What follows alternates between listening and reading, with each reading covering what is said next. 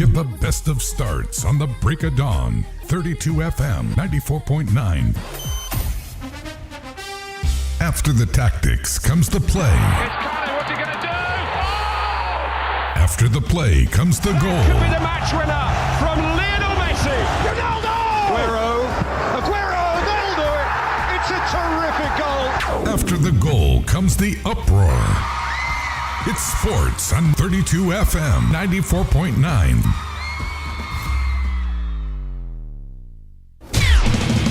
Can he play? The best players in the world and their best plays. It's sports on 32 FM 94.9.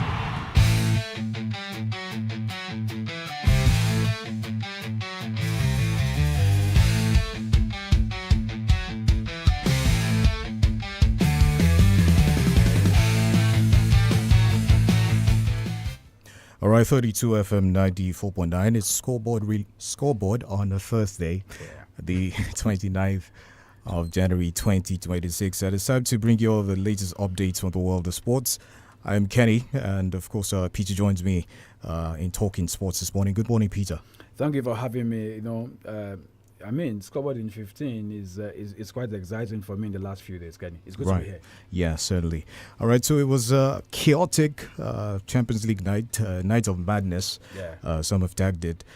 Quite interesting. If you're neutral, you must have enjoyed watching the matches and all the updates yesterday. Yeah. Peter, what's going on with the ins and outs? Talking about the Champions League yesterday. Well, let me start by saying, that's what you said about for neutrals, that you are showing jibes on the likes of Manchester United fans who probably were the neutrals last night watching the game. Right. But back to serious business, Kenny. 61 goals were scored across 18 venues.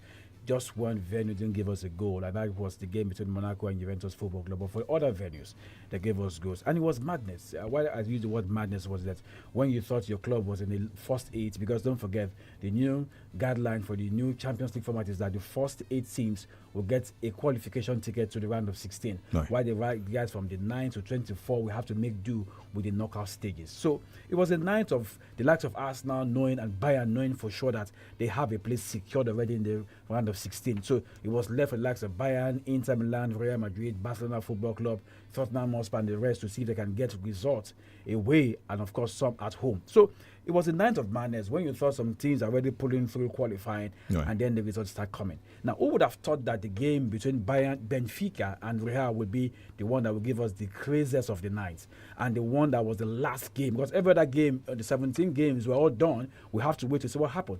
And then for Benfica, led by Jose Mourinho, right, who, before he got the job, nobody believed Benfica would get a place because the result has been bad for them. But he came on board and he got some results here and there.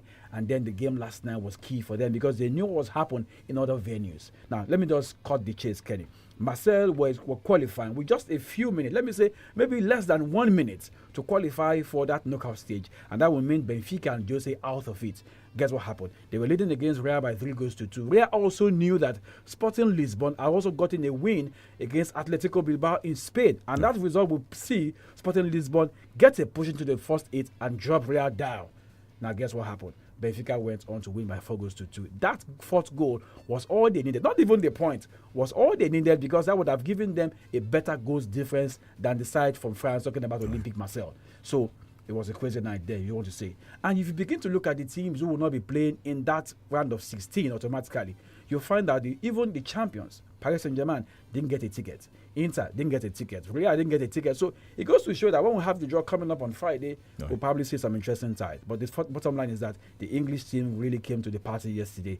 Arsenal got the job done. They finished top. They've got 8 out of 8. They won last night against 𝐃𝐈𝐒𝐿 by 3-2. So Bayern also went away from home. They got their job done. Spurs got the job done. And I'm also happy for Chelsea. They went to Naples against Napoli Football Club and of course Antonio Conte. They won by 3-2. So for the English side, they were good. Newcastle went to Paris, they got a point. Maybe not enough for them to get into the top 8, but at least they also got the point that they needed to stay in that knockout stage end of the table. So for me, like I said, it was a madness night in the UEFA Champions League.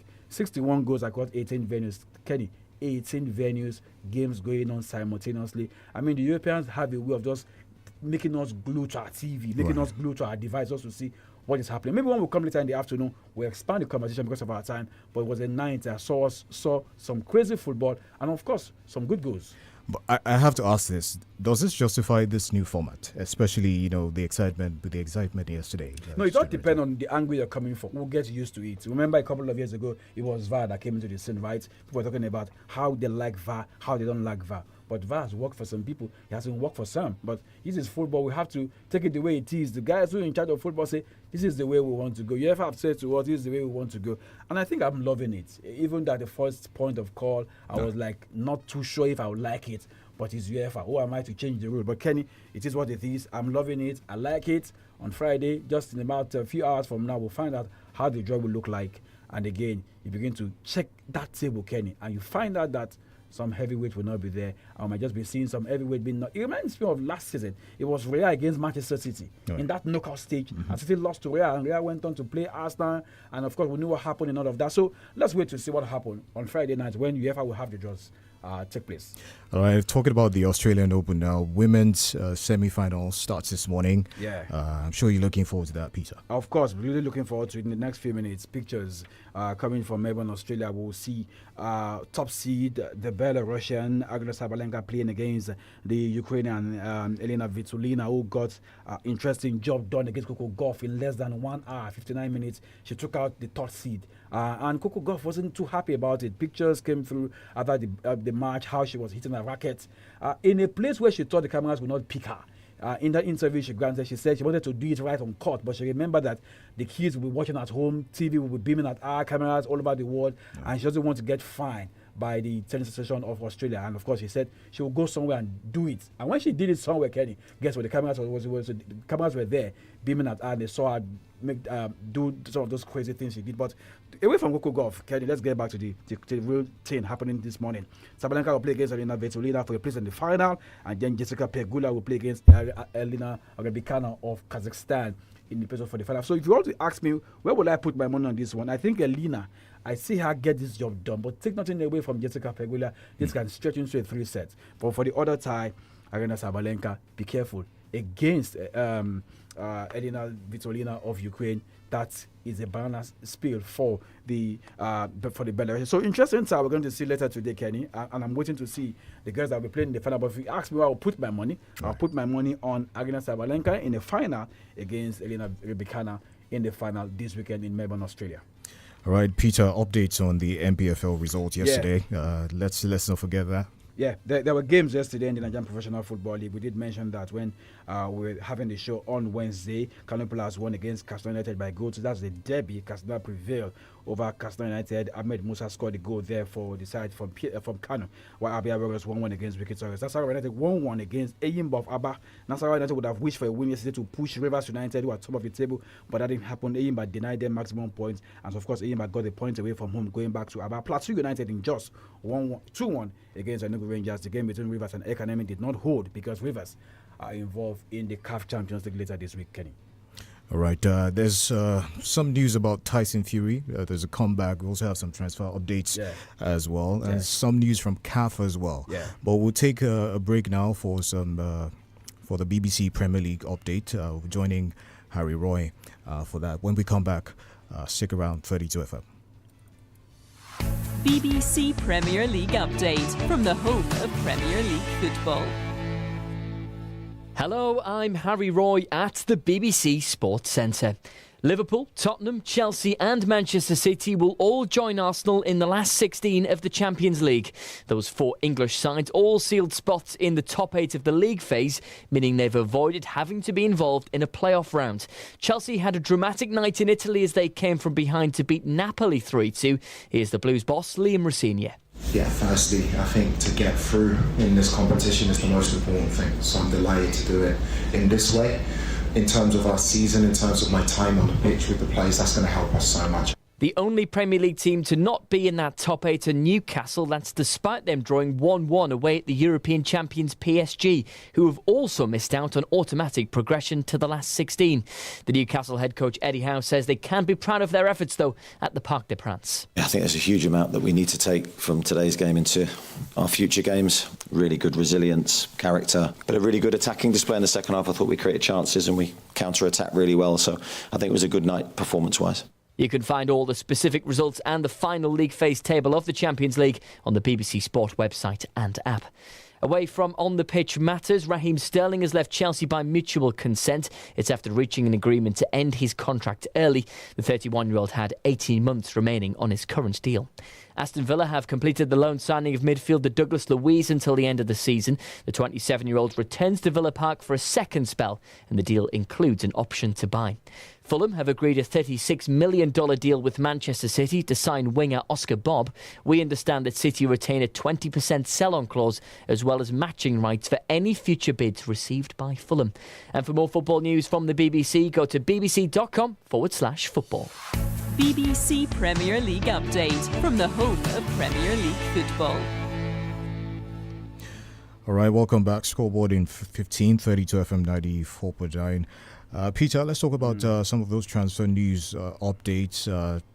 Some news about Raheem Sterling. Yeah. There's also something about Paqueta. Yeah, Paqueta is going back home. He has always wanted to do that in the last few weeks. So finally, he got his wish. So the Western man is going back home to play for Flamengo. And, of course, push for a place to go to the World Cup with the Brazilian national team, the Seleção, later this year. And Inter Milan on the verge of signing Moussa Diaby from the Saudi Arabian Pro League side Al-Hilal. I think personal terms agreed already.